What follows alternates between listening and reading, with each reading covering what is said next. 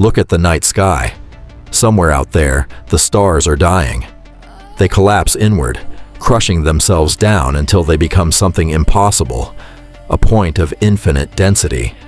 A black hole. We have seen them. We have photographed them.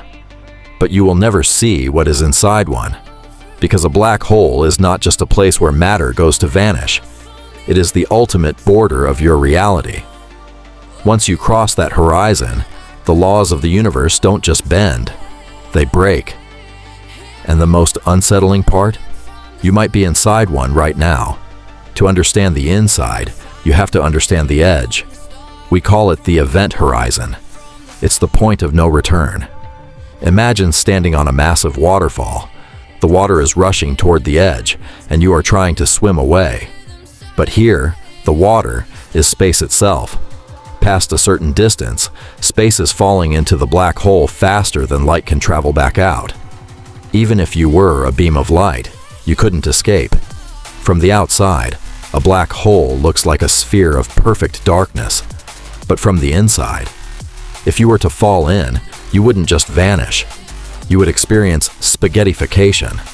The gravity at your feet would be so much stronger than the gravity at your head that you would be stretched into a long, thin stream of atoms. It sounds like a horror story, but in the math of general relativity, this is just simple geometry.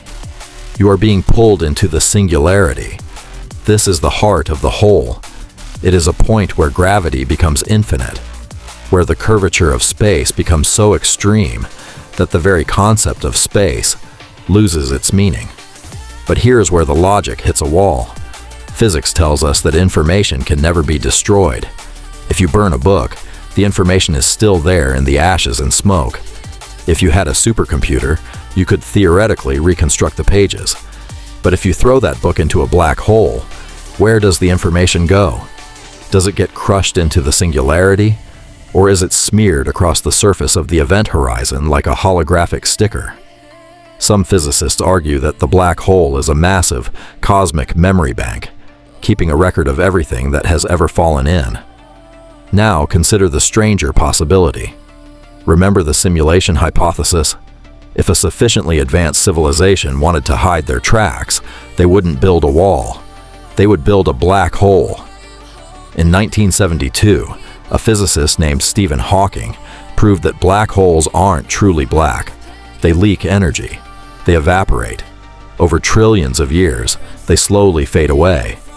What if our entire universe is just the interior of a black hole in a parent universe?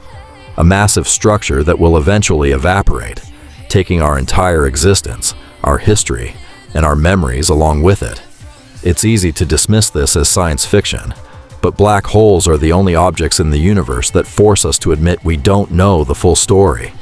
We have mapped the path of galaxies, yet we cannot explain the center of a single dark sphere. And perhaps that's the point. We are creatures built to seek patterns, to find the floor beneath our feet.